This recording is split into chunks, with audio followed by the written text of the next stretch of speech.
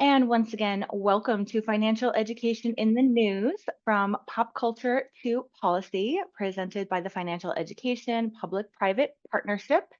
It has been a moment since we have done some personal or professional development together. So I am very excited to be back in the beginning of a series of offerings for you this spring.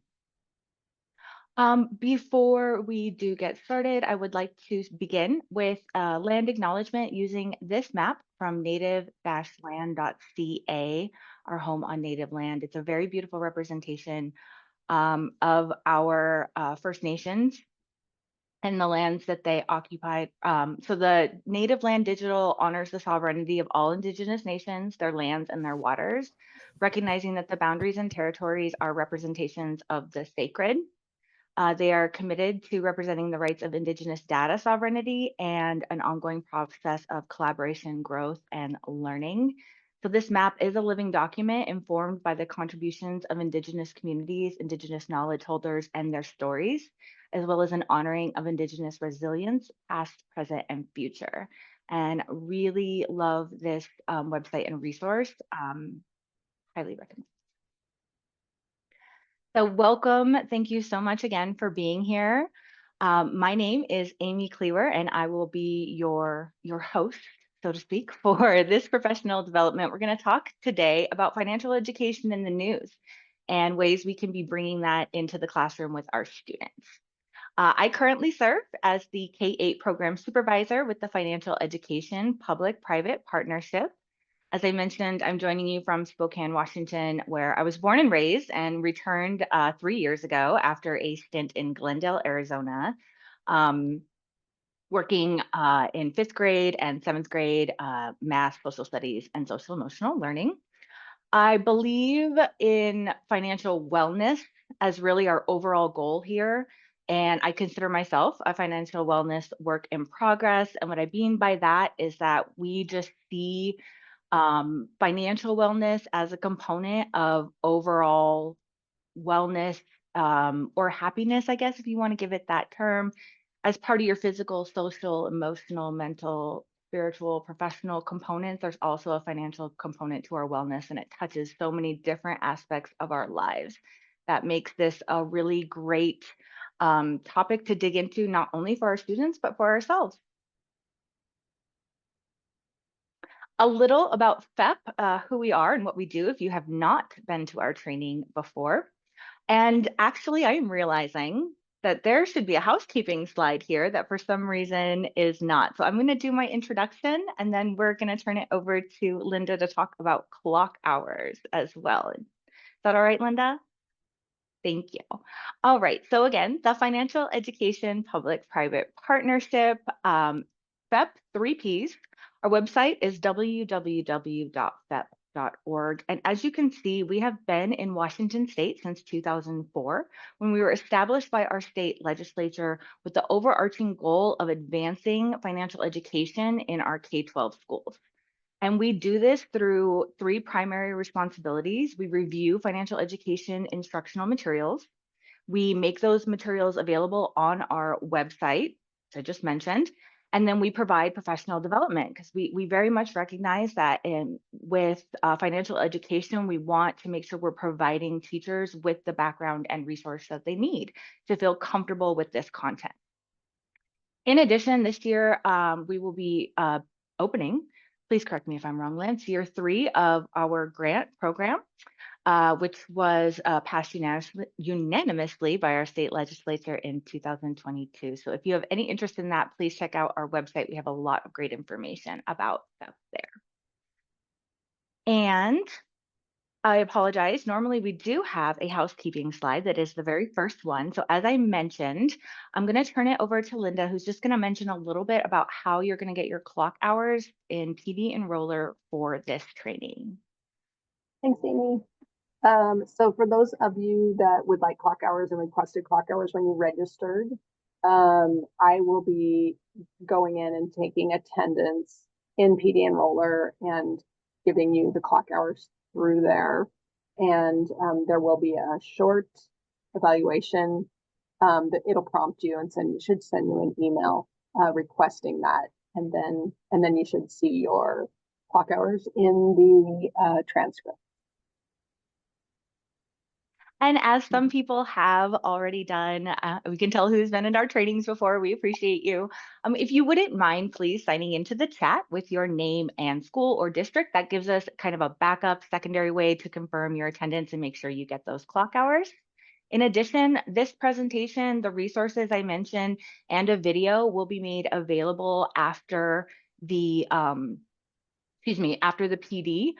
We will make sure that I believe we are uploading those resources to PD Enroller as well. Is that correct, Linda? Awesome. Well, thank you so much there, Linda, for jumping in. And we'll make sure we get that housekeeping slide in there next time. Wonderful. Okay. So our approach to financial education is very multifaceted. We really believe in a holistic approach when we are talking about bringing financial education and personal finance to our students.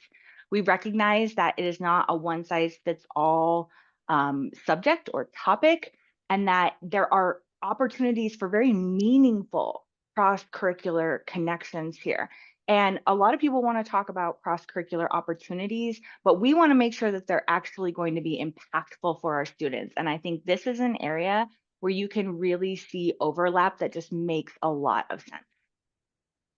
So these are just some of the areas across K through 12 that we work both within the Office of the Superintendent of Public Instruction and just with teachers and districts on the ground to try to find and engage areas where our students can have multiple learning opportunities.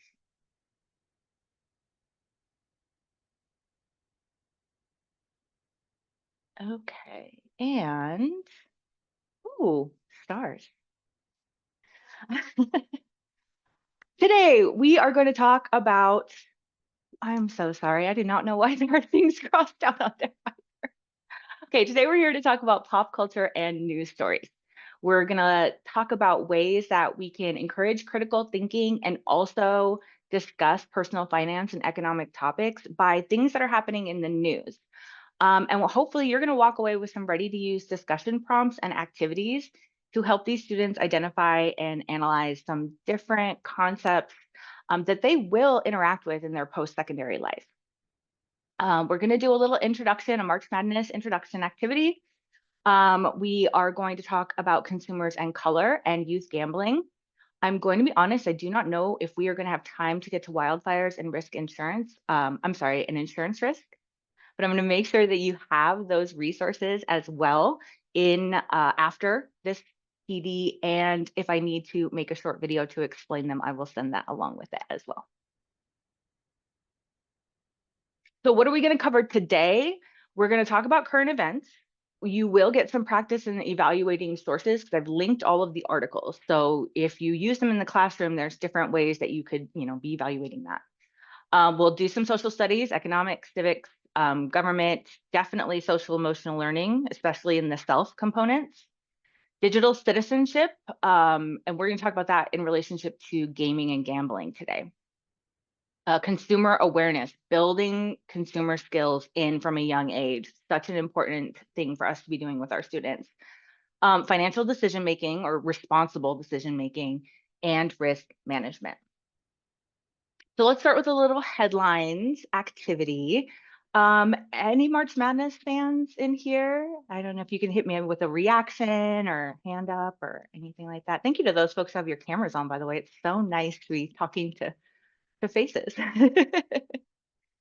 All right, so I'm a huge basketball fan. Like I said, Spokane, Washington. So I have grown up a Gonzaga Bulldogs fan. I attended Gonzaga Prep in high school the same year that they began their amazing run. And so I always tried to integrate March Madness into my classroom because it was an amazing opportunity in math. I mean, brackets, probabilities, there's so many different ways you can fold it in. So let's start. Who knows who this is? Anybody know who this person is? This was a headline. And I'm going to tell you, I put these together this morning. This is how current these headlines are. Anybody? Oh, I have someone in the chat. Juju, Scott, thank you. This is Juju Watkins Scott. Do you know the headline by any chance? And I don't know if clearly we weren't. Yes, thank you. Torn ACL. Okay, here we go. Headline: How Juju Watkins' injury will impact USD, the NCAA title race, and beyond. So this is from ESPN from today. Juju Watkins is a 6-foot sophomore guard for USC, and in the first quarter of the second round game against a team that they were very much expected to beat, she tore her ACL. She has scored over 1,700 points, and she's a sophomore. She is on track to beat Caitlin Clark as far as scoring record goes. So if that might give you, even if you're not a sports person, some sort of context for what she means to women's sports right now. So the monetary part of this, the personal finance part comes into this with name, image, likeness. You guys heard of name, image, likeness, NIL? So these are the deals that allow college athletes to monetize their name, image, and likeness through sponsorship and brand deals, right? So they can do it online, social media, or they can do it with sponsorships. So Juju has some record-breaking NIL deals. She has deals with United, State Farm, Nike, AT&T, Spotify. She just signed one that they're calling record-breaking with Fanatics Collectibles. So, and she has 1.3 million social media followers. So their chances are that one of your students follows her. It's a really good chance. As you can see, kind of the breakdown of her social media followers here. So On3 is really the only company out there that's really, really tracking NIL and looking at the hard numbers. They're giving her a $765,000 NIL valuation, meaning that's what they consider her net worth right now. However, she doesn't disclose all the information of her deals. So it could be much, much more than that. That ranks her number 10 of all of the women's athletes, 10th at $750,000 of earnings. So the impact here, when she went down, one of the announcers said, this is not an exaggeration to say this doesn't just impact the game, it impacts the entire women's tournament. But you also have to think it's going to impact a lot of the companies that she has signed endorsement deals with, believing that she was going to be out on the court and playing, competing for a championship as well. So just one area where you can say this is something that happened that's really recent, that maybe if your students are aware of it or talking about it, you can start bringing in the personal finance aspect of it. Here we go. Here's another one. Does anybody, I'm going to be so surprised. Does anybody know who this person is? Again, from today and from March Madness. I'm going to do what we're supposed to do as teachers and give a little bit of think time consideration. And if you teach high school, I would place a bet that if you put this slide up, at least one of your students is going to know who this person is. I know who they are because they came across my social media feed.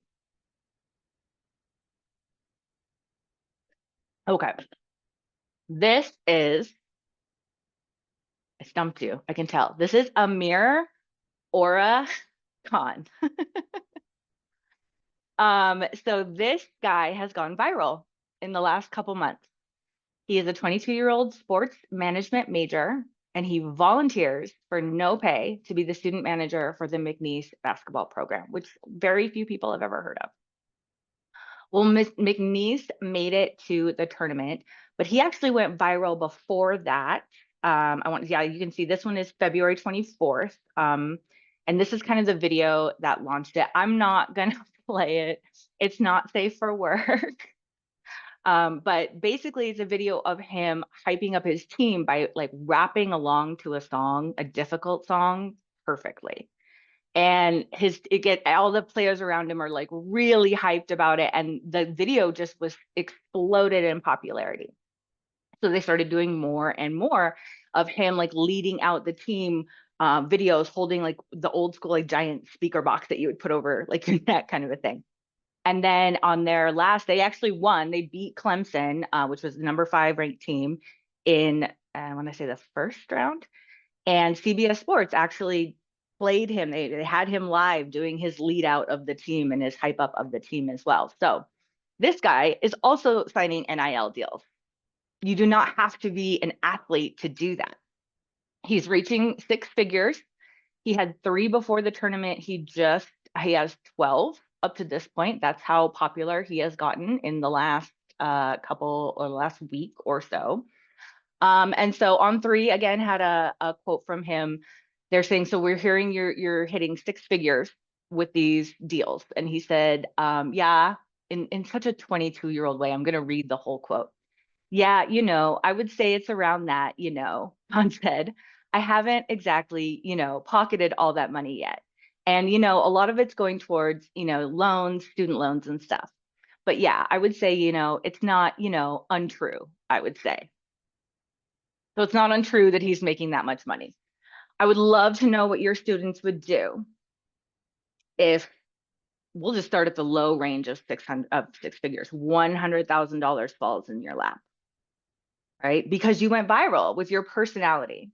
Now you're going to take advantage of the situation and make some money. So looking at you can use this as sort of a what would you do in this situation? What are the downsides of this? I mean, this guy is shot to fame, and now he's going to have a lot of money he needs to make a lot of decisions about. So another fun headline that I think might actually get you a little bit of credit, like a little cred with your students if you might know who this guy is, especially if you do any kind of coaching. Okay, so keeping it with March Madness, I have one more little opening activity here. So this is a money match. Think of it as, just sort of like a matching puzzle where we are looking at some March Madness money amounts. I love alliteration. And we're going to match it with the correct description, and these are scrambled. Okay. So I am going to have to pick on somebody. So I'm going to start with Linda. Hi, Linda. Um, okay. So Linda, if you had to, let's pick one of these numbers over here on the left. You want to start at the Any top? any of them? Yeah, sure. Any of them. 1.3 billion. 1.3 billion plus. We have 8 options for what that number could describe here. Which one looks like a winner? And if you guys think you can help her, you can like prices right it by putting the number in the chat to tell her which one I don't she know should be voting. anything Well, about. is it going to be the price of a game, of a ticket? 1.3 billion. No. Is it going to be the number of college basketball programs involved in a corruption case? I don't think. Salary for the highest coach? Mm, maybe. I have no idea. No idea. All right, so 1.3 billion would actually be the annual estimated revenue for the NCAA last year. They made $1.3 billion, and 80% of it comes from the March Madness tournament. Let's see. Do I have any other people willing to give a guess for me? Do you think you can match a number correctly? I'm even willing to send out a door prize to anybody who will volunteer to match a number here. Cynthia, you look like you're thinking.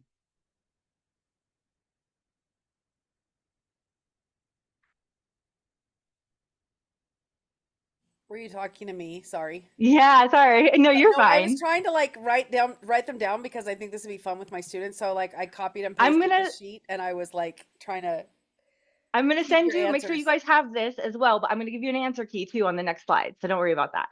I got Okay. you.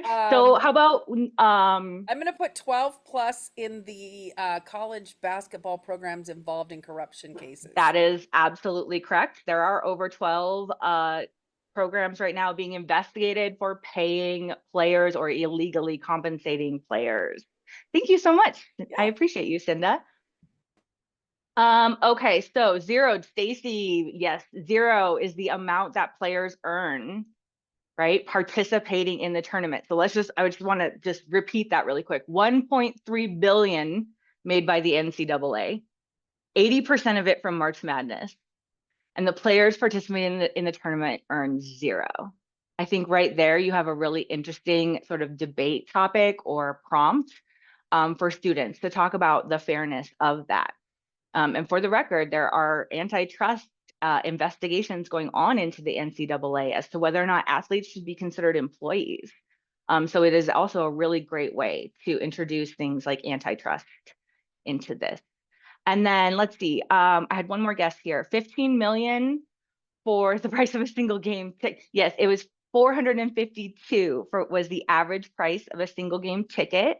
In Washington, we did host in Seattle for the first round and in Spokane for the second round. So Washington consistently brings in economic revenue from March Madness as well. Let's see, next. So I'll go ahead and show you. Thank you guys so much for participating. We don't have to do all of them, but I'll show you now on the next slide your answer key. So again, some of these numbers are shocking, but I want to draw your attention to 3 and 4. So the salary for basketball's highest paid coach is just under 10 million. That's actually for Kansas, for Kansas, a guy named Bill Self. But that is just like $5 million less than women's basketball earned and distributed to all of the schools that played in the tournament, in the women's tournament last year, which is the first time they've ever been able to do revenue sharing. The men's tournament has always split up revenue. The women's tournament was not making enough to do that until last year. So, but the numbers, when you look at them in context, still pale in comparison. The other one that is interesting is number 6.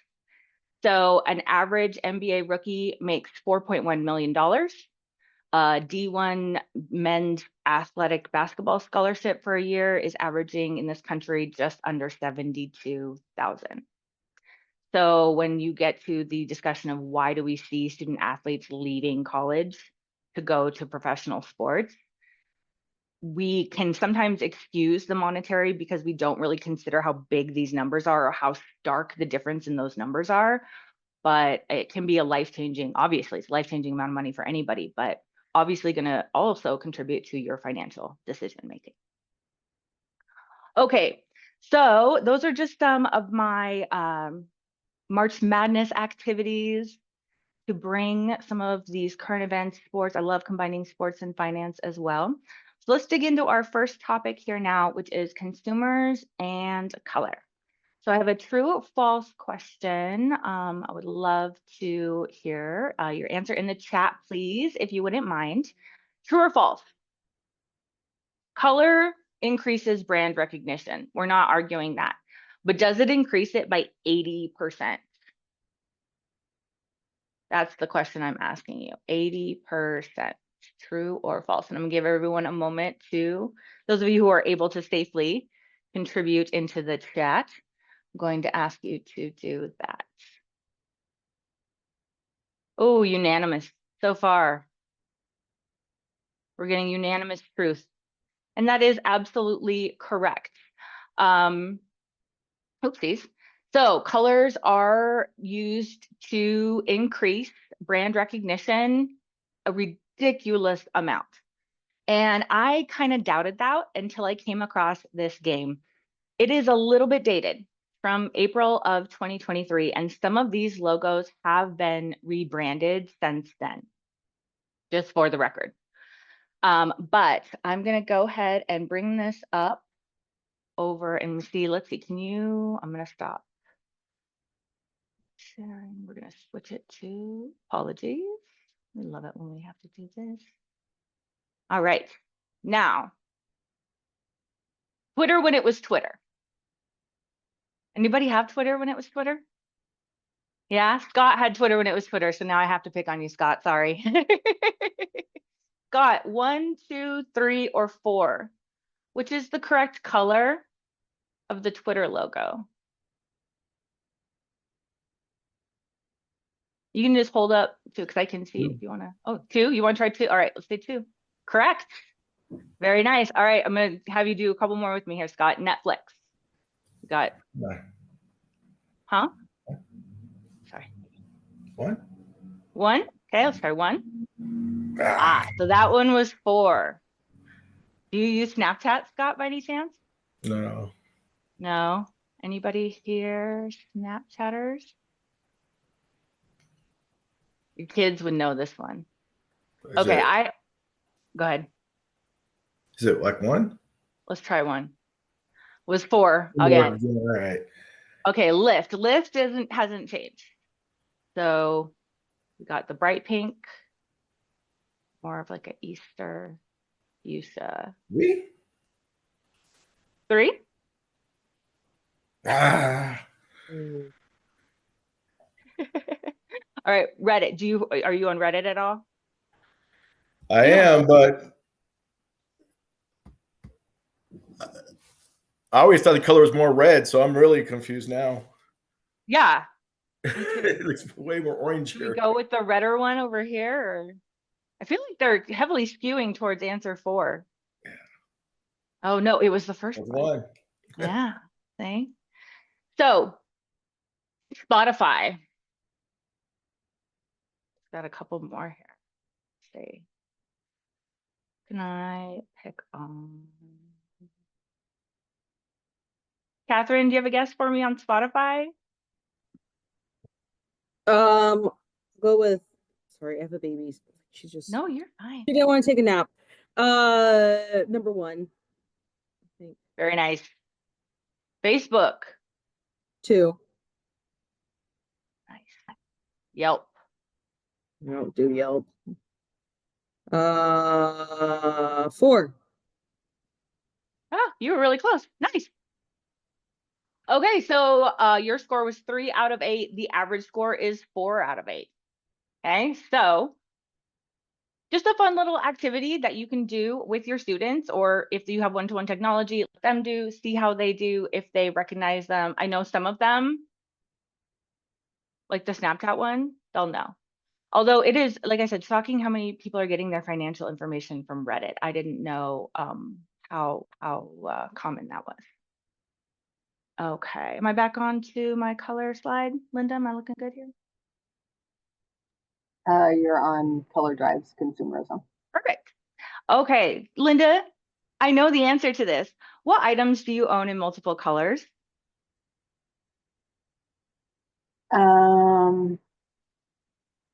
Clothing, Clothing. Well, most of us would own clothing, right? In multiple colors. purses. Anybody else? Purses, shirts. What about hand sanitizer, Linda? Would we Oh, say that you yes, own the same item in multiple definitely. versions when it comes Yes, to the Touchland hand sanitizer? of Okay. course. So we know we are highly influenced. Thank you so much, Linda. We're highly influenced by color. And 93% of our consumers say they value visual appearance. That's the most important thing when they're buying something. And color is the primary reason for buying something for 85% of consumers. So especially when you think about impulse shopping, I feel like that makes a lot of sense. So in my head, I'm thinking about times when color has really, really driven consumerism. So you guys have to tell me I'm, an 80s child. So I remember Crystal Pepsi. And in this case, it was the no color, which was driving the consumerism. I don't know if anyone remembers when they did a collaboration with Shrek. When Shrek the movie came out, they made green ketchup, and it was so popular they made purple and blue ketchup. What else? I feel like iPods were the definite, like the first time that it was for me and my age group. It was like, oh my God, I need that in more than one color. And then Catherine, I was right there with you. Catherine had written Stanley Cups into the chat, and that is sort of the new thing right now, is to these cups, the big cups. So we're always seeing this across time. We're seeing color impact consumerism, but when we are aware of it, that is when we can have it impact our financial decision making. So here's just one of type of color psychology, color analysis, if you will. So color psychology is the study of how color can influence our feelings, our behavior, and our decision making. And we know that we whether by habit or just because it's ingrained and so generally accepted in society, we associate certain colors with certain things, right? Um, so for example, we have a sale sign. Sales and discounts are almost always red. They want your attention. They want you to take action, right? They're powerful. So that is why we're choosing red as opposed to like yellow for a sale sign. Although sometimes you do see a little pop of that yellow. So if you have a favorite color, which I remember that being like the number one question, especially when I taught in Spain. Kids, that's the one thing they really knew how to ask you in English. So everyone asked you what your favorite color was. And so what does it say about you? Is it true? They're kind of like horoscopes, you could find something to connect to in almost every answer. But when you start to think about how companies use these to influence us, then some of these traits can come up with little bit of a different message, right? So some of our favorite brand logos, what messages are they trying to send with color? This is a quick color activity that has you looking at different brands and increasing consumer awareness with your students. So let's look at two. First one is Sesame Street. Okay, so why would they have chosen, if you just look at the words that are here on our color psychology chart, they're choosing green and yellow, right?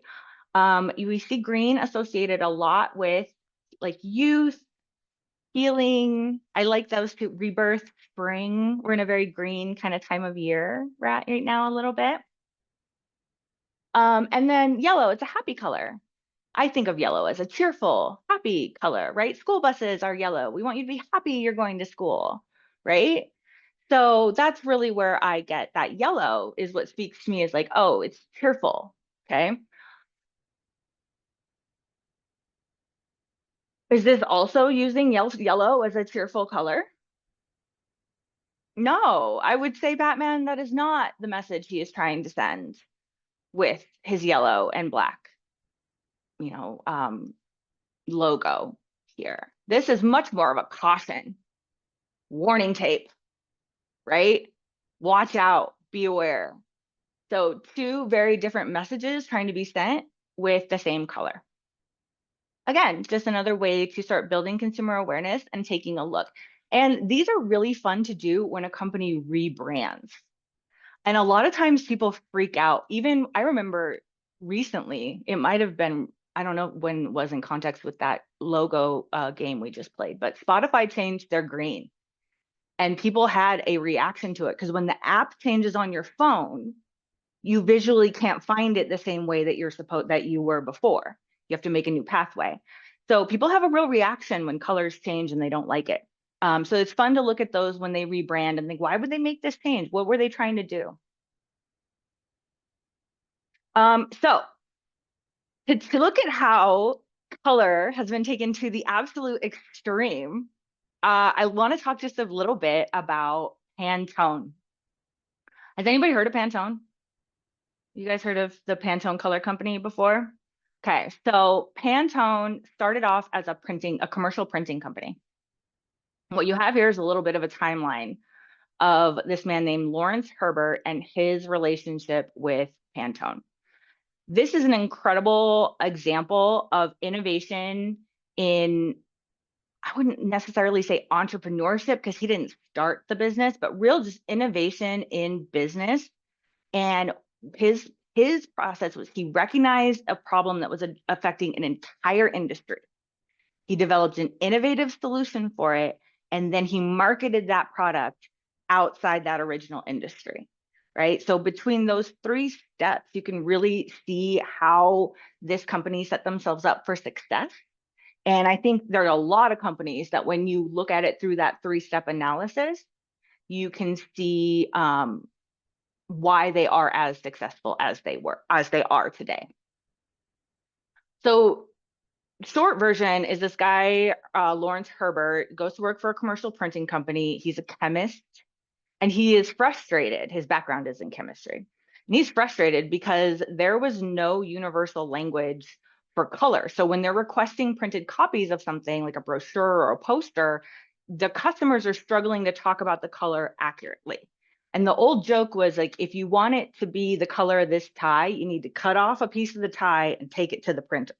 And that's the only way it's going to be the color of that tie. Because everyone's using, what is red to you? Red is different to Cinda than to Scott than to Catherine, right? So it was a problem. So what does he do? In 1963, he develops the Pantone management system. This guy hand mixes a whole bunch of unique color tones.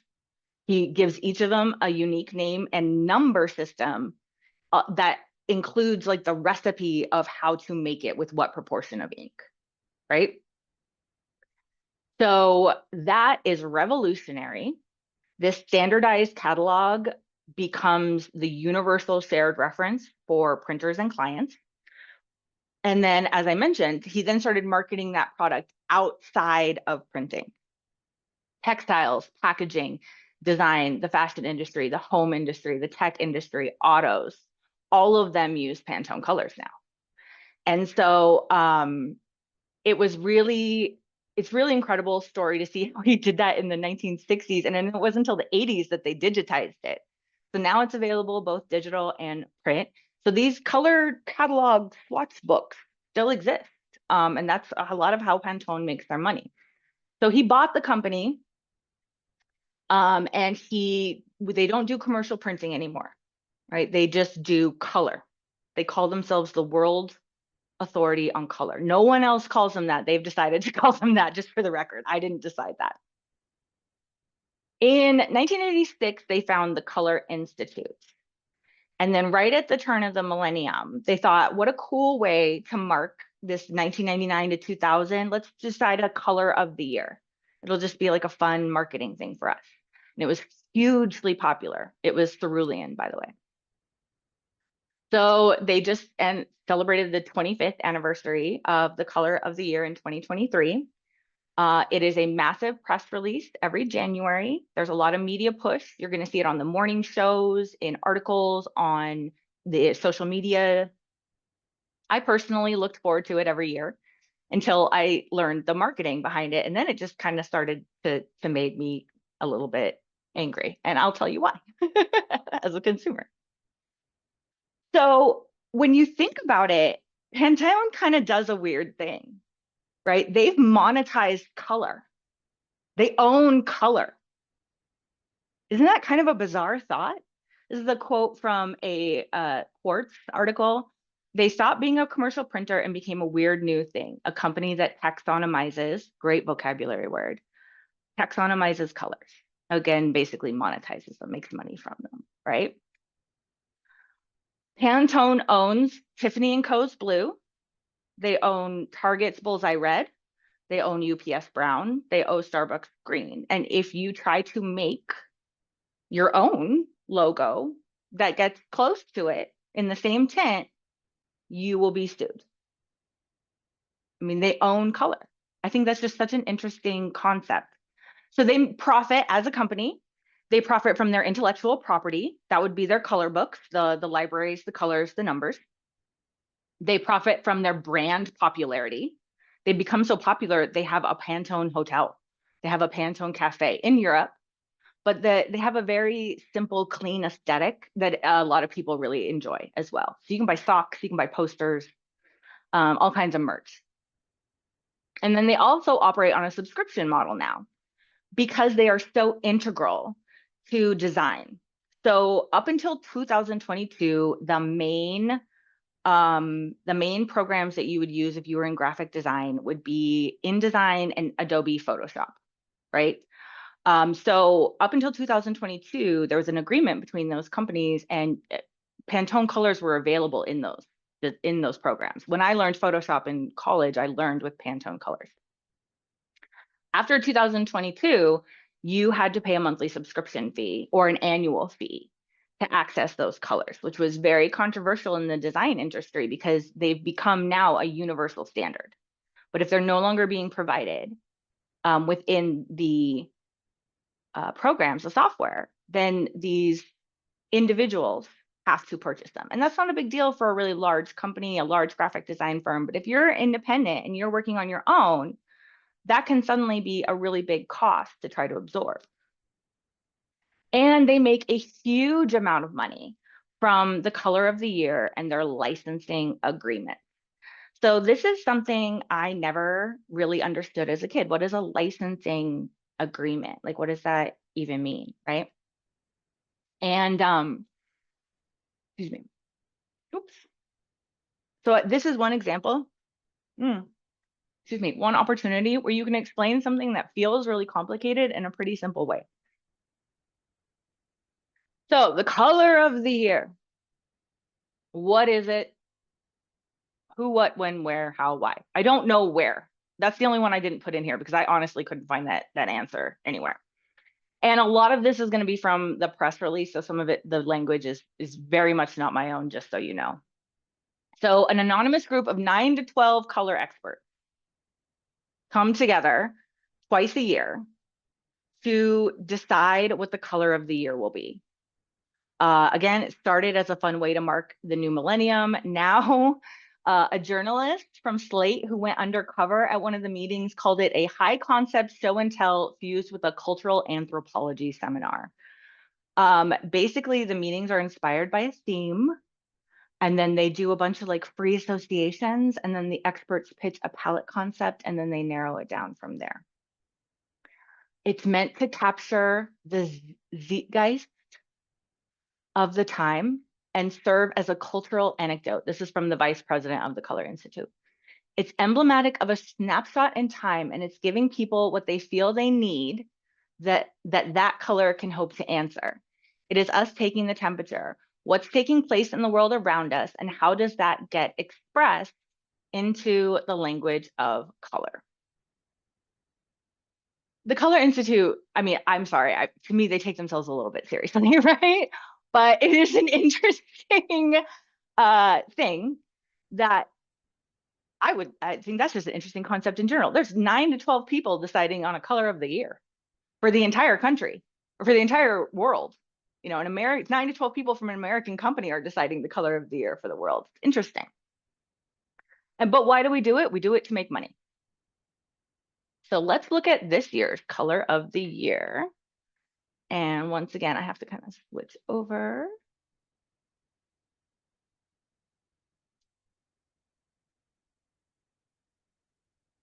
And so we're going to kind of watch just a very short video.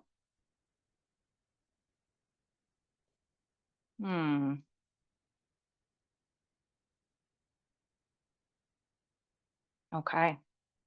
We're going to look at a short video here, and I would love to know what your impressions are of this color. What does it make you think of? And oof, the technical difficulties, they are real.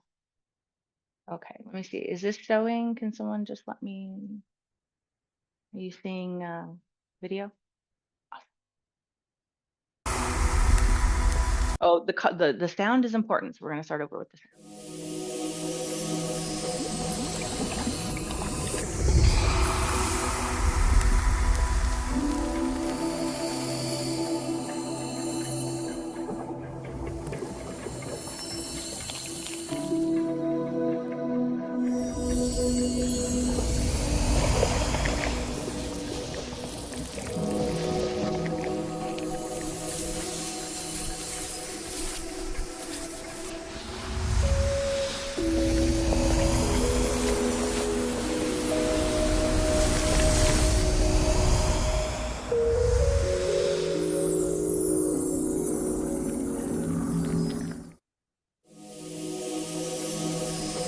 And it will replay as many times as we let it. So while I'm bringing my slide back up, I have one person who said coffee. Any other thoughts, feelings, impressions of the video or the color? Did it make you hungry? Did it make you a little bit thirsty? I wish it was not 4:44 so I could have a coffee right now. I'm not going to lie to you. Stacy would like a sweater in that color, so it's working, making you want chocolate. Thank you so much, Carlos. Cinda wants an iced coffee now. Again, Lucas wants chocolate milk. And the beginning does look like frosting. Yes, Paulette, I totally agree. Okay, let me come back over here to our here. Okay, so this is going to be our color of the year. And one thing I think is really interesting is I love to ask my friends' kids about all kinds of random stuff because I don't have a classroom anymore. When I had a classroom, I asked my seventh graders. We had these conversations all the time. So I like to ask even some of my former students on social media, what do you think of this? And then I can ask my mom or my dad who's in their 70s, mid 70s, what do you think? And just kind of see the difference across age groups because obviously everyone perceives color differently, but I do think particularly this one is kind of varies across age groups. But so this is Mocha Mousse, 17, I don't even know how you say the number, 17, 12, 30. Is a warming brown hue. I did not write this. Imbued with richness, it nurtures us with the suggestion of the delectable qualities of coffee and chocolate, answering our desire for comfort. So they're seeing a desire for comfort in the world right now that they're trying to respond to with color. Captures a global mood of connection, comfort, and harmony. If you had to describe a global mood right now, would you describe it as connection, comfort, and harmony? Right? And so it's an interesting, when you try to look at the aspiration of it, what were they trying to get to here? Is it really a reflection of, the culture in the moment? And it's inspired by little treat culture. Who's heard of little treat culture? If you were at our last consumer awareness for 6th through 12th graders, we talked about little treat culture, which is basically just the newest version of splurging. Every generation kind of has a different term for it. This newest one is little treat culture. And basically, it's the idea that we all deserve a little treat every day just for living life. Life is hard. So if you need to give yourself just like a little treat, like, oh man, I just folded a load of laundry, I need a little treat. That's where this came from. It's very popular on social media. And so this color, they want you to evoke a desire to dip your spoon in it. Is so interesting. Frosting and cake. And then Kathleen noted the swatch looks like a makeup foundation color, which is true. I agree. It does have that kind of vibe from it as well. And then if you were on social media at all at the end of last year, this is a very cutesy, it's very demure, very mindful color. And so there's actually, if it's not on this one, it's on the previous one, citing an article that kind of said, it should have been brat green, or it should have been, some other color that if you're on social media, you would recognize. So there's ways that you can kind of also say, posing it to students, if this isn't it, if it's not brown, which is an interesting choice, what is the color of the moment right now? I mean, you guys, we all are living in the same country. We're all, watching the same news. We see the same things happening. What color would you pick? I, for one, would love to know what my former students would have chosen and why. So the self-fulfilling prophecy, the self-fulfilling marketing prophecy that is color of the year. And this, honestly, it's so simple. It makes so much sense. But like I said, as a consumer, I got irritated by this. Okay, in a licensing partnership, you are selling something you own, like your intellectual property, allowing another company to use it. So Pantone is in this fantastic situation. They create this color of the year, they own the color, and they own the recipe, but they need it to be out there, right? Because it's what's the color of the year if everybody can't have it? And these things take time. So we're talking months before the January announcement. They're figuring out who their marketing partnerships are going to be with. And then the day of the announcement, the website goes live. You can see the website here on the slide. So we have this year Motorola up there on the top. Joybird is a furniture company. Wix Studio is web design. Pura, I think, is scent. Ipsy is makeup. Spoonflower is textiles, Post-it. You can get Post-its in Mocha Mousse, everybody. And Libertone makes speakers, headphones, thinking. So audio equipment. Okay, so they've sold this company, this color to those companies. They're giving them all the opportunity to develop, design, and produce these products prior to January. So when that announcement is made with the big press release, media push, Good Morning America, at that moment, that site is live, right? So if you are following it, you click on the announcement, you can buy this phone January 1st, the day they announced it. Okay, and then to us, also, these companies don't have to just release everything in January, right? They can spread it out throughout the year. So then to us as the consumer, we're like, oh my God, this color's everywhere. Like it's so popular now. And it's not. It's all just sort of been created and designed so that we see it everywhere and kind of attach on to the universal popularity of it. Like so many trends. But with color, it just seems different. It's interesting to me. So my challenge to you from this point on in the year is to be paying attention to commercials, whether they're on your social media, in your email, car companies. I am betting money that by the end of the year, one of these car companies is going to release a chocolate brown color. Did you notice? I think Ford just released a bunch of new colors and they are selling really well. That they have like a sea blue now that is incredibly popular. So I have a feeling that we're going to be seeing some metallic kind of chocolate brown in the auto industry. That's my prediction. Okay, so in the classroom, how can we bring this in and talk about it with our students? Some things to just consider. Can color be owned? You know, where does it come from? Comes from nature, the process to make it versus actually owning it. There's a lot of things you could talk about there. Is it ethical to monetize color?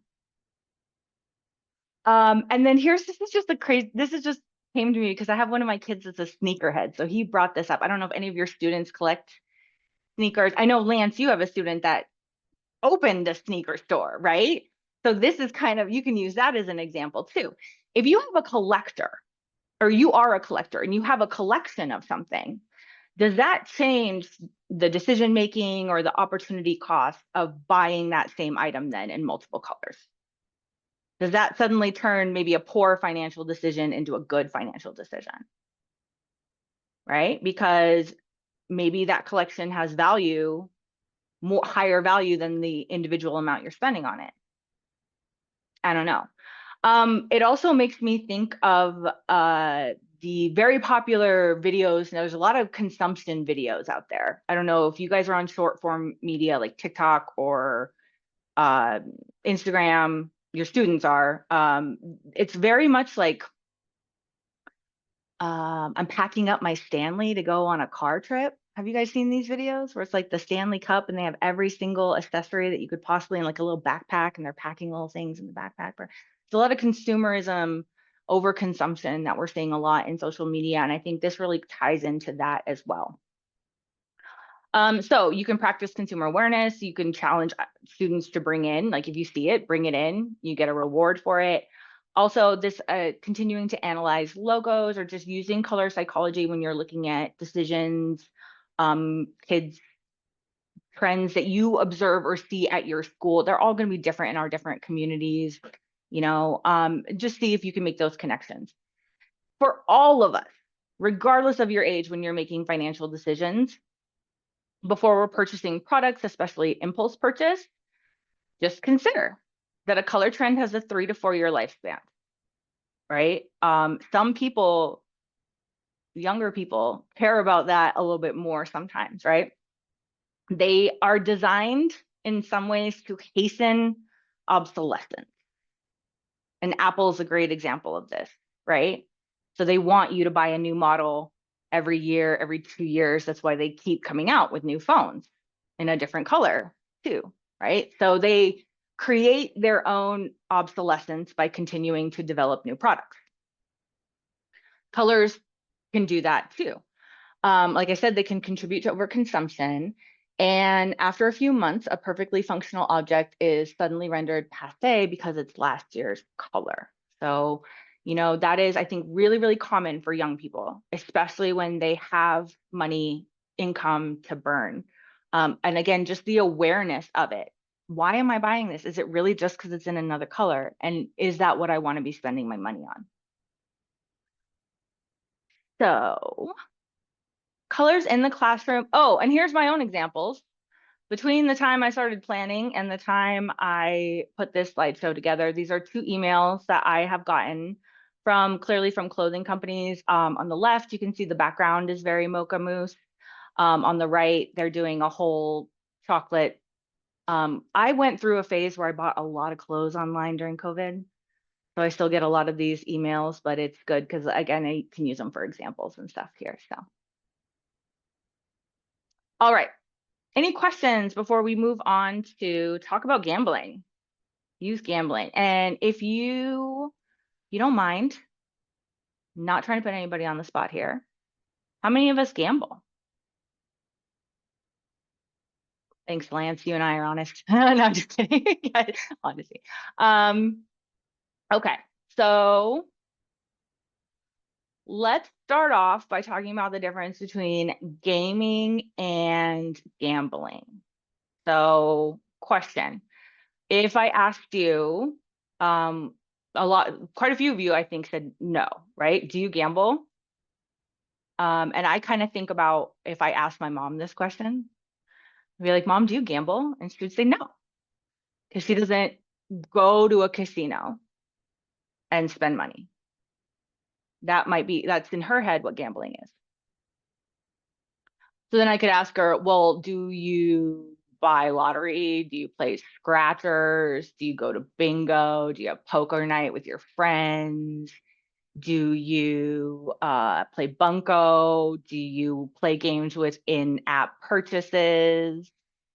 And she would say, well, yeah, I buy scratch tickets. And you and I play bingo sometimes. And yeah, my favorite games have in-app purchases. And so then I would say, then you're gambling. And so that's really the first thing I just want to talk about is that we are seeing a real blurring of the lines with our digital citizens, students, and ourselves between what is gaming and what is gambling. We tend to see games as something different. But this is a quote that says, anytime you invest something of monetary value into an unknown activity where the prize is more than what you invest, we call that gambling, right? So, and Stacy has a comment in the chat that at our high school, many kids are going to the casino in the next town. Anybody else have that experience? I can really connect to that because growing up in Spokane, the first casino that opened up here, Northern Quest, was opened my senior year. And it became the thing for us to do. It was novel, it was new, and we were, over 18, we can do it. So it was an incredibly popular thing for my senior class to be doing on the weekends. So gambling, part of this is just expanding our thought process of what is gambling. And for those of you teaching younger students, what is maybe priming them for gambling that we aren't really thinking about? If you're parents as well, this might be helpful information, or just to have kids in your life that you care about, because this definitely made me think about some things differently. Anybody recognize the icon, this video, the game that I have over here on the right? I wish Lance was still here because I know he would. He and I have this one in common. And I apologize, my voice it's been a while since I've done a PD, so my voice is getting a little scratchy. It is good guess, Lucas. Thank you so much. Lucas guessed Candy Crush. It's not Candy Crush, although that's kind of close. This is from my phone. I play Township. If you were like on the first wave of online games, you may have played Farmville on Facebook, and it's very similar to that. I would use it if I was still teaching. I would use it to talk about economics and building a town, because you create products and you sell them. It's mindless fun. But there's also a mine. And every once in a while, you're going to come across one of these little loot boxes, these treasure boxes. Anybody play a game where you have something like this, right? And so when I click on that little box, it will say, hey, there's something valuable in here. You should spend $3 on it. Now, the game, if you can kind of see transparently up here in the corner, I have $6. The game will sometimes give you free dollars, or you can purchase the dollars, right? You get $50 for $1.99. Okay. That's in essence gambling. I have no idea what's going to be inside this little loot box, right? It could be something worth more than what I spent. It could be worth less. But every time I'm choosing to open it, I'm gambling. I got another one. Anybody play Wordle? Wordle, you daily gift. Yes, Kathleen, this is essentially kind of a slot machine game, right? It's a free gift, daily gift. Some of us might have had the thought, oh my God, I got to log in and get my free gift today, right? That is all the same kind of triggers that the slot machines and table games use to engage gamblers. I also play Wordle, Nerdle. Is that the math one, Nerdle, Catherine? Yeah. Oh my God, I loved that one. Wordle and Nerdle were very popular with my 7th graders, and they thought my vocabulary was cool, so I felt good about that. Okay, so let's talk about loot boxes. If you have kids that play video games, whether they're your own or your students, they have encountered loot boxes. They're randomized rewards available in some video games, almost always purchasable for real world money at some point. They're going to give you a few freebies, but you're going to want to spend real money on it. And it's crazy nowadays, as a little aside, because I don't know about you, but the first money I earned were quarters. I was young enough that they felt massive in my hand, and I spent them on those little kid-sized machines, vending machines that were outside of the supermarket, right? If you might have had a similar, so you have cash the first time somebody gave you opened up a card and there was $1 or $5, right? Our students today are digital natives. They are not going to have that experience a lot of the time. They are tapping a screen and spending money. That is the connection to them. We had a physical giving away, a tangible experience, right? Students today are not experiencing that. So we call that frictionless spending. If any of you have a card saved on your phone, anybody tap your phone and can pay for something because you've loaded your card information into your phone, right? That's frictionless. And studies show the more you do that, the more you'll spend. It doesn't compute to our brain the same way as handing over cash does, right?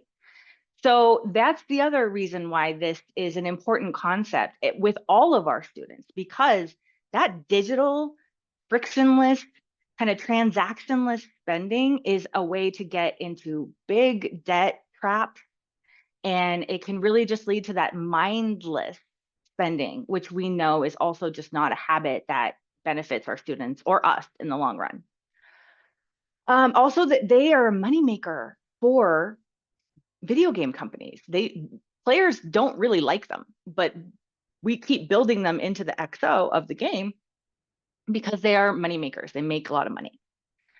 So in 2018, Belgium actually outlawed them in video games. I have no idea how you implement that, by the way.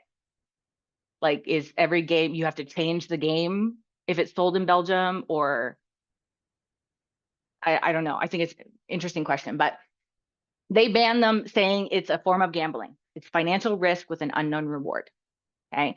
So some researchers, particularly this guy, James Sauer out of the University of Tasmania in Australia, was like, well, that's kind of a knee-jerk reaction. We should do some research to see if that's actually true.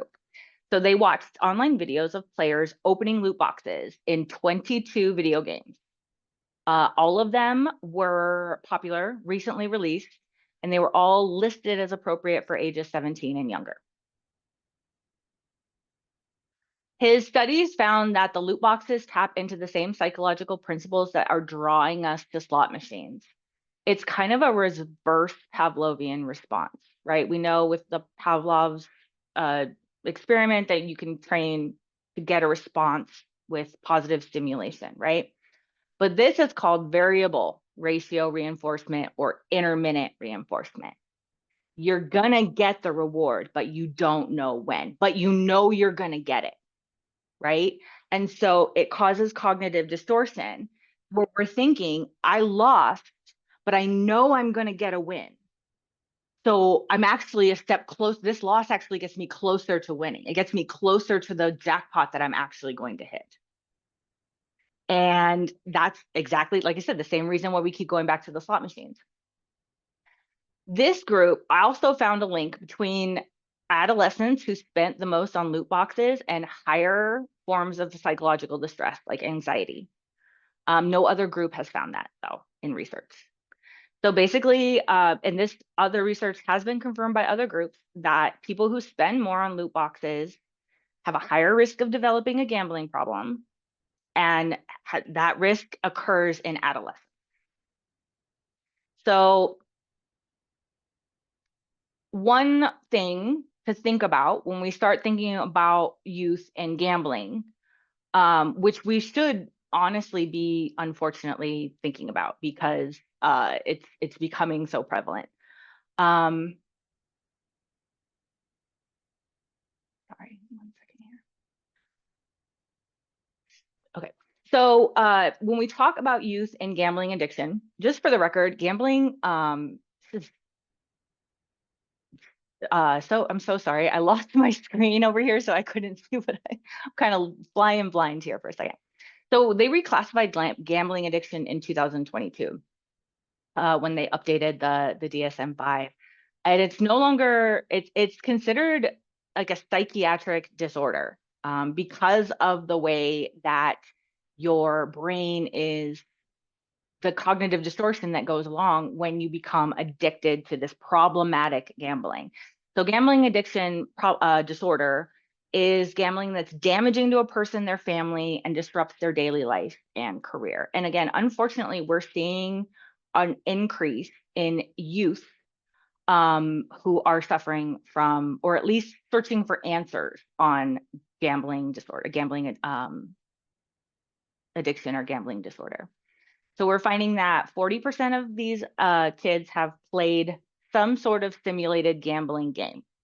Okay, and it may be like poker because they have those, or it could be something like, Wordle type game that we were just looking at. And everyone can still see my screen, correct? Awesome, thank you. All right, according to Yale Medicine, who I also reference later, 2 to 7% of kids are going to develop have a chance of developing a gambling disorder. That's compared to 1% of adults. Also, if they're introduced by the age of 12, they're 4 times more likely to develop a problem. So what this made me think of is all of the gamified learning that we're doing in schools nowadays, especially if your site has one-to-one technology.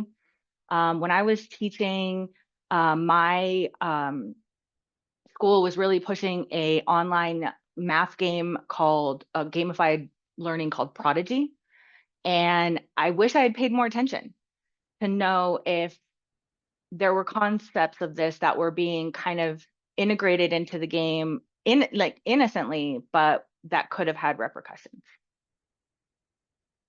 So who's at risk when we're talking about gambling? And it's a shocking amount of money when we talk about the amount of money that is being gambled in the United States right now. So who's at risk of not only developing like the gambling disorder, but the financial hardships that come along with gambling addiction? Males are more likely. Adolescent males are the most likely. Again, younger kids are more likely to become addicted, and college students are now gambling at a higher rate than the general population. That's just something to be aware of. Some personality traits they've identified, and this is all from Yale Medicine: restless, easily bored, extremely hardworking, or very competitive, for what it's worth. Obviously, we know family is going to also be a risk factor. People with parents, siblings, household members that are gambling and normalizing that are more likely to develop addictive behaviors. They're estimating, again, this is from Yale, that it's 50% genetics and 50% environmental factors. So of course we know that that kind of addictive behavior can be passed down through genetics, but it can also just be, you know, environmental. And this was staggering to me. 96% of people, an estimated 96% of people with gambling problems have at least one other psychiatric disorder. So when we look at all of this, we look at a lot of our most vulnerable student populations. We also, obviously this isn't listed here and it really should be, but those people coming from a lower socioeconomic status are at higher risk because that big payoff, no matter how many steps you have to take to get towards it, can be so impactful, it's more motivating. So just be aware of when you're seeing games, especially games that we're integrating in academic areas, of what is actually maybe encouraging a gambling or risk type of behavior, right? When we're looking at evaluating risk, is the first step to being able to avoid it. And sports betting has changed everything about gambling and kids and gambling. And this is actually how I got really interested in this topic, because I have been doing a little graphic project called a Consumer Corner for our weekly newsletters. And when the Super Bowl came around, the number one story that I was reading was about the betting. We had a record amount of money bet on the Super Bowl this year, about the records amount bet on March Madness this year as well. And so when I started looking into this phenomenon, you kind of realize, oh my gosh, this has changed so quickly, and it's changed so, like, the range has gone so far to the other side. So in case you don't know what led to this, there was an act, the Professional and Amateur Sports Protection Act. They passed it in 1992. It said basically nobody but Nevada and maybe New Jersey can have sports book. And then in May of 2018, the Supreme Court reversed it and said, oh, I'm blocking it. Congress can regulate sports gambling directly, but it elects not to. So each state is free to act on its own. So since 2018, the number of states that allow sports books legally have gone from 1 to 38, and you're seeing them there on the screen. And then the little dots are your NCAA Division I schools. So you can see kind of a correlation between where we're seeing a lot of Division I athletes and a lot of sports books. We've increased the amount that is just reported and recorded. The amount bet has increased over that 6-year period by $116 billion. Billion dollars. We have a hard time conceptualizing big numbers. Our kids have a hard time conceptualizing big numbers, but $1 billion of anything is ridiculous. And it's a staggering amount of money. So research is also showing, because they went and looked, in these states, you're seeing a substantial increase in online searches for help with gambling addiction. Right? It's not a crazy connection to make. It makes sense. So in Washington, sports betting is legal, right? We all knew that. It is only legal, however, let's get to that. It is only legal on tribal casino land. So a sportsbook must be located within the tribe's gaming facility, and they actually are required to use a geofence. Are you guys familiar with geofencing? So a geofence is going to be like a digital, almost like a digital perimeter that they can use to kind of see where you are in physical space. So it's kind of like how if you go to like a concert and you're on social media, like a filter will show up with the event that you're at. Well, they know you're there because you're within their geofence. So they have to set that up to make sure that people are physically on the premises if they're betting. We don't allow the apps and the online betting to operate within Washington right now. And we have never allowed, I didn't know this, but it was on the website, never allowed bracket pools, office sports pools, or fantasy sports. So anytime any of us wager, even amongst our friends, we are breaking the law, technically. So I linked the Washington State Gambling Commission there. They have a whole menu on what they actually allow, but there are a lot of rules about betting on colleges within Washington. And honestly, they were a little confusing. I don't know if you can, just based on what I was reading, if you're allowed to bet on UW or on Wazoo. Um, some other things, last year, sports betting brought in $11 billion in the United States. Um, States where sports betting is illegal, there are 12 states where it's still illegal. One of them is California, and they have shown no desire to change that. And that's very, very interesting when you think about sports betting. Does anyone know why California would matter? Um, and then let's see, I have it actually. Are those apps like DraftKings or BetMG blocked in Washington, or can they still be downloaded? So I kind of feel, and I'll be honest, I have not downloaded them. I was very tempted after the Super Bowl one because I was like, I could probably win some money. And I stopped and thought to myself, make smart financial decisions, Amy. But my suspicion is that if you download it, they're gonna want to know, like you download, like if you have an Apple iCloud account, it all has an address and everything registered to you, right? So they know where your phone is. So if you're using that ID to download the app, I don't know if you wouldn't be allowed to. I don't know if you would have to put in false data. But I know that I believe they can be downloaded, but the idea is that they are not permitted to take wagers from people living in the state. So again, I think there has to be some sort of geofencing technology involved in that. If anyone knows the answer, please let us know. So yeah, we're looking at 25 to 34 as the age group that bets the most on sports. About 10% of the adults in your life bet frequently.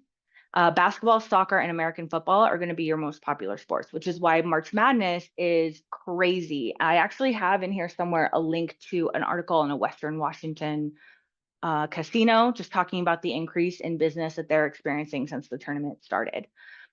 One thing I would also mention though is that, like with my experience in high school, we were all going to the casino because it was new, and quite a few kids ended up working there. I don't know if you live in a community where some of your students might end up being employed by casinos. And so that is also like really tricky, right? Because you are going to be surrounded by this environment all the time. And so just to being aware of, like somebody had mentioned earlier in the chat, your limits, because sometimes that is the only option for employment. Okay, and then we're using the apps because it's convenient. DraftKings is the best, the favorite betting service, but I guess I've never even heard of Bet365, and that's the reason why I put it on this list. Because if I haven't heard of it and I've done this job, I'm guessing you guys haven't heard of it. And again, we all just want to be aware. If I see my 11-year-old nephew with a Bet360 app now, on his phone, I'm gonna stop and be like, what are you doing with this app? Just so that we're all, watching out for each other. So, why should parents talk to their teens and tweens about online gambling? Is an article from parents.com that I went ahead and just linked here. So it was there for reference, the symptoms that they can identify for tweens and teens. And what I thought was really interesting on this is that she said that a lot of parents notice the symptoms and will kind of naturally attribute them to drug use. So then if a drug test comes back negative, they drop the issue. So then there's like a little bit deeper looking signs down here with the arrow that kind of goes over just for, again, general knowledge and general awareness. We know that with our teens and tweens that are starting to do online spending, that is not only going to impact them, right? Because they are not earning income. So that money is coming from somewhere. So these issues are going to have impacts on the family, extended family.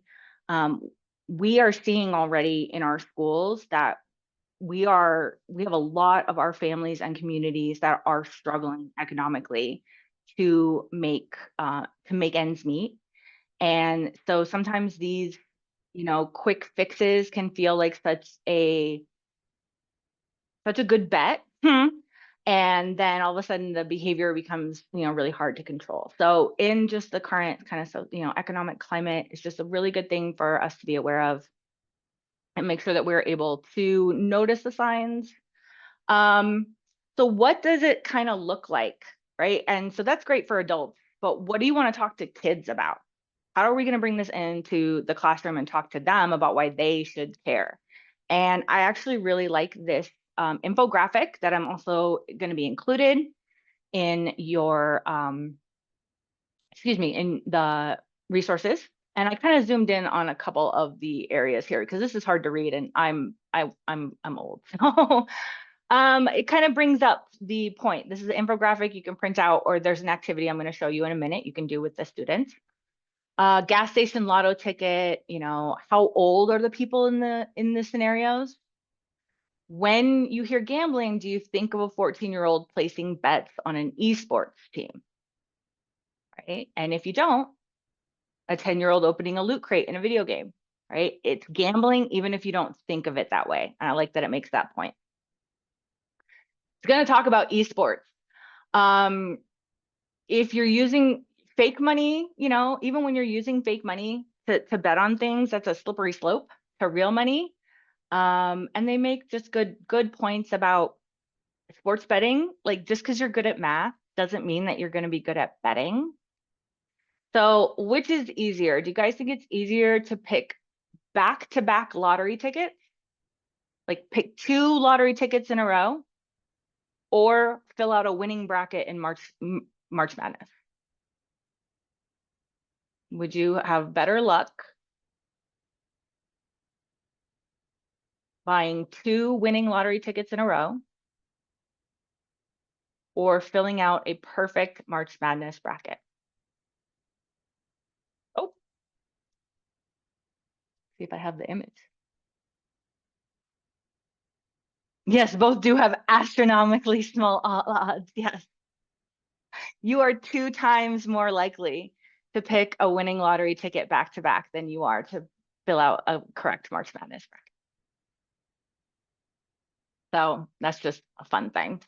Yeah, but just because you're good at numbers, that does not mean that you're going to be good at gambling. Also, just making up the risk. Instead of saving for a house or a car, all your money ends up in someone else's pocket and you have nothing to show for it. So this infographic comes from a lesson called Risky Spending and Team Gambling from Econ EdLink, which is a program from the Council on Economic Education. So they have put this together. It's a recent update to their curriculum, and I really like it. I think it's appropriate for upper elementary all the way to high school because it starts with a podcast. So you're going to listen to a maybe 2 to 3, 4 minutes. You can listen to the whole thing if you want, of a podcast called Financially Inclined. And then it gives you a listening guide as well to check off the phrase as you hear it, 2 different statistics in there. I would probably, I don't know, that feels a little bit like the old Bill Nye worksheets that you used to do with the videos that came along with it. But at least then, you're doing confirming the listening activity. And so what we did here, I'll kind of actually open up the link and I'm going to show you guys how easy it is to access from the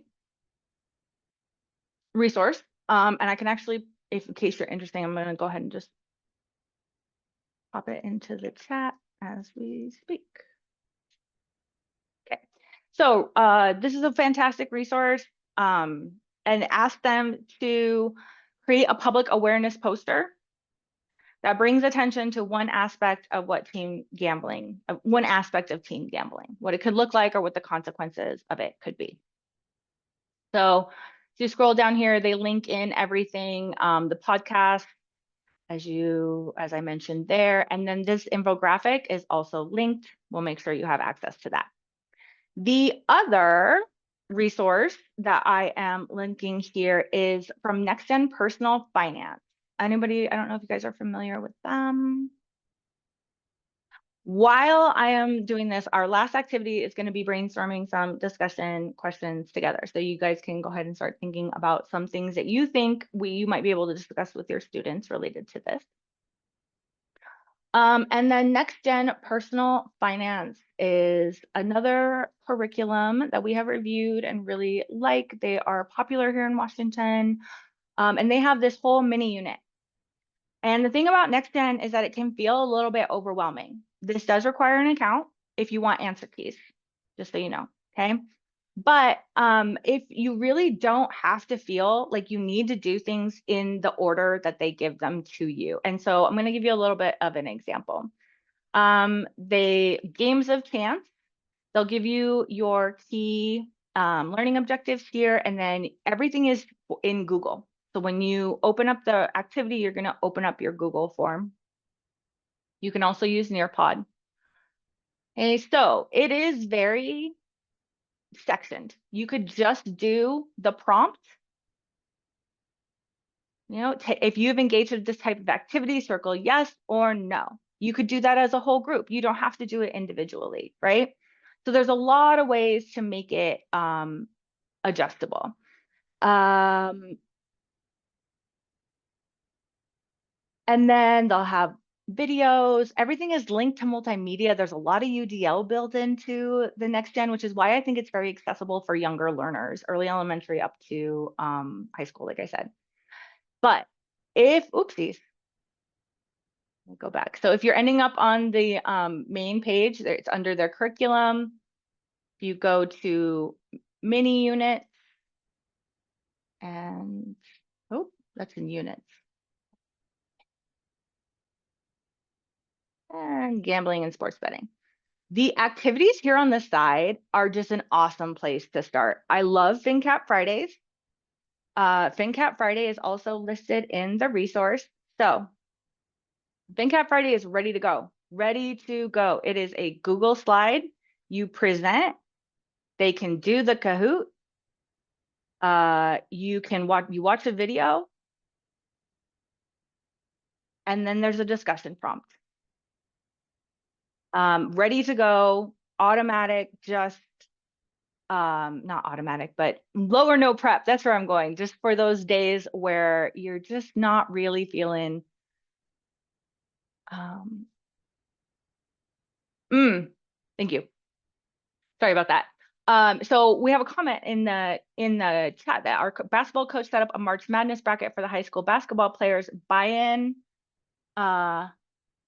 is a bottle of Gatorade. Should he be doing this? Thoughts? I would really love to open that up to the group.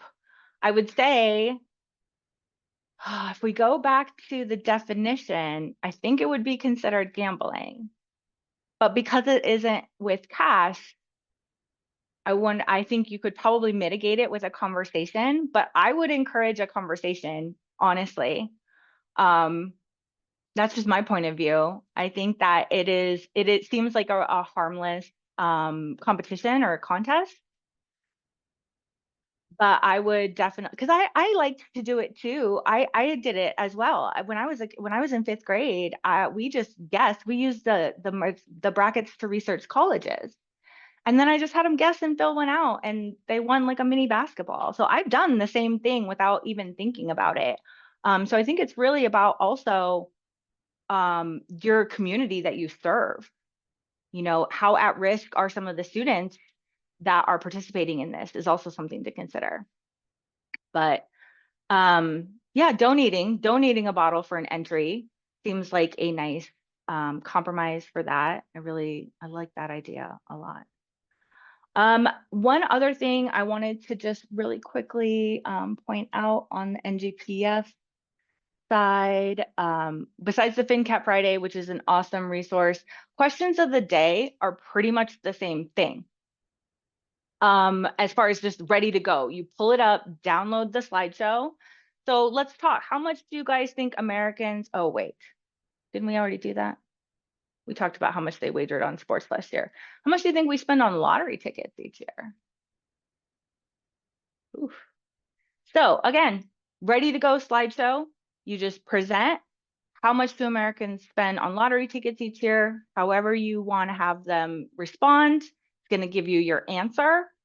I personally, because I'm a math person, am then going to go into how do we contextualize 113 billion?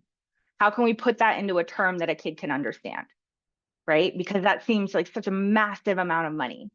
But we could solve the housing crisis in Washington for that amount of money. You could pay every Starbucks employee like something like $62,000 a year in full benefits for that amount of money. I mean, it's a massive amount, right? So again, follow-up questions are also going to be included. So these are fantastic discussion activities that will get your students into, into the conversation without diving into a whole hour unit on it. We are right on the edge of time here. So because I want to respect your guys' time and end here in the next couple seconds, I'm sorry we didn't get a chance to draft discussion questions together, but I really do appreciate, Nancy, you giving us a chance to think about that scenario in the chat. And I liked Carlos's response, which I'll read if you don't mind. It seems harmless, but the activity is closely related to gambling with or for money. And I would prefer not to do it. Yeah, I think it could be really interesting to just have that conversation and be like, hey, should we maybe pass out this infographic just so they're aware too that there can be negatives to this behavior. Some ways to stay connected with us. I have a QR code here if you want to sign up for our new weekly newsletter, and that includes those consumer corners that we've been talking about. If you want to learn more about betting, what is a parlay bet or how much people are wagering on March Madness, we're always including stuff like that. We also have a book of the month program that you can join. I've linked our resources and links page as well as our training and events page. And like I said, this is just the first one we're offering this year. We're going to do 2 on taxes starting next week, 1 on our unique tax system here in Washington, and then 1 about federal taxes. Reading your paycheck and FICO and understanding all of those deductions as well. Then we're going to do 2 talking about the housing crisis towards the end of April, beginning of May. We're going to talk about our twin housing and unhomed crises here in Washington. We have a lot of teachers hearing students say, I'll never be able to afford a house. I'm never going to be able to live on my own. So how do we address that with hope and courage? And then the second one is going to look at the social and emotional skills our students will need to be equipped with to share living spaces, because roommates and living with family and multi-generational living are going to be a very common thing, I feel like, in the next generation. And then lastly, we're going to do one on scams or smart business, a critical thinking challenge. Is this a scam, or do we just need to be better as consumers? I'm also going to try and sneak in another one on current events, because I do have all the info on wildfire insurance. Let me know if that is still something you guys would be interested in the chat. And I also have a whole chunk of information right now on Tesla and introducing the stock market with Tesla's stock slide. So if that is something you think would be interesting, let me know in the chat or in the feedback, and I'll see if we can get that one going, sneak it in the next couple weeks or so, because like I said, I have all the content. I just knew I was going to run out of time this afternoon. So thank you so much for being here. I am sorry we went a little bit over. My contact information is here on the screen, and you'll be hearing from us and with the resources, the follow-up for your clock hours. And thank you so much for being here. Yes, there will be a survey you will receive from PD Enroller in your email. So go ahead and take that survey, and that'll be your key to your clock hours. I hope you guys had fun. I hope you were interested in some of our topics today, and you were able to kind of see different ways to talk about personal finance that are all affecting all of us with your students. So again, thank you so much. I hope I see you at another PD in the next couple weeks.